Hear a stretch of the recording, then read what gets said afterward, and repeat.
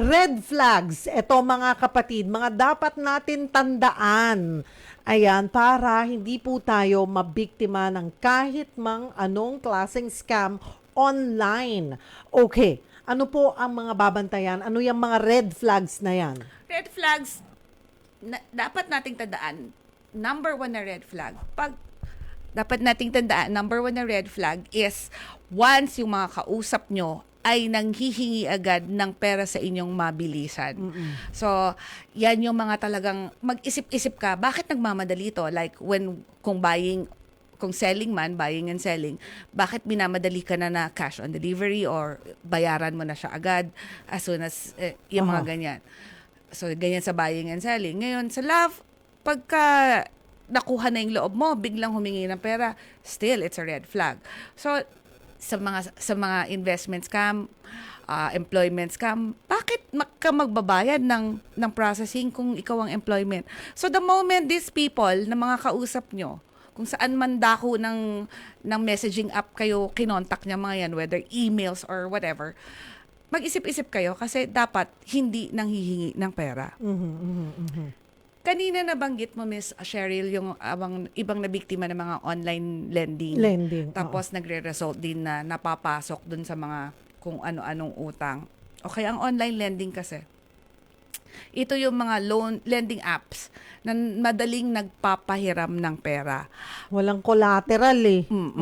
Kailangan mo lang ID at saka social media account.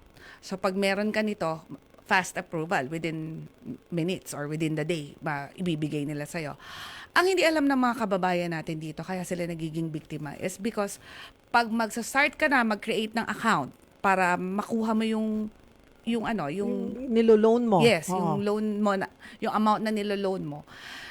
Kailangan mong mag-click sa terms and conditions. Yung mga maliliit na terms and conditions. Very fine print na kailangan mo nang magnifying glass para mabasa mo at napakahaba. By clicking on the link, you are allowing these these people access to your contacts. Nasakit po natin yan. Ano na lang, agree without even reading every detail. Oo, kahit ako minsan, nag-a-agree na lang ako. Pero hindi ako, pag-utang, ibang usapan na yun. Pero may mga ganong apps, diba, na talagang click agad, I agree, without even reading the fine print. Exactly. So by agreeing to that, inaalaw mo yung access nung sa contacts mo. Kaya nagtataka kayo, bakit hindi naman kayo nangungutang, hinaharas kayo nitong mga kasi kakilala kayo nung sinisingil. Damay-damay pati kapit-bahay, typical. Yes. Opo. So, ganoon. Yun po yung ilan lamang yan sa mga red flags. Actually, madali naman pong malaman kung ini-scam ka na. Kaya lang, minsan we entertain it hanggang kahit na alam mo ng scam, may way sila na paiikutin ka nila, maya-maya, nawawala na sa isip mo na nasa scam ka na, naniniwala ka na dun sa tao. Diba? Don't entertain it at all. Ang purpose naman talaga kasi dapat ng social media natin is, yung mga friends mo diba? To reconnect with friends na nasa malayo. Do not try to, bakit ka naka-public? Bakit pinopost mo lahat?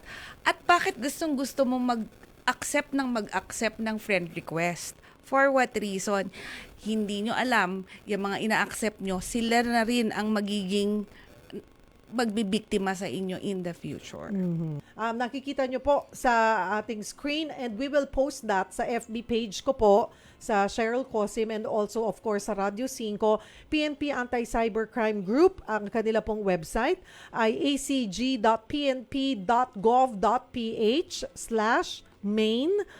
Pwede po kayong mag-email para buo po yung inyong kwento at maging yung i-attach nyo na rin po yung inyong mga pwede pong mapakinabangan as proof, pwede rin po acg@pnp.gov.ph or call their hotlines. 24/7 ba to, ma'am? Yeah, 24/7. 24/7 po na may sasagot sa inyo pag kayo po ay naloko online.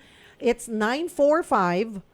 0945-510-5981. Again, that's 0945-510-5981 or sa 0968-867-4444. 4302. Pwede rin nyo po kayo siguro magpadala ng inyong mensahe, mag-inquire po kayo sa Facebook page po ng Anti-Cybercrime Group. Meron din po silang Twitter, of course, Instagram. And ito pong sa YouTube nyo, I'm sure maraming tips kayong kapupulutan po dyan. Dito tayo sa totoo.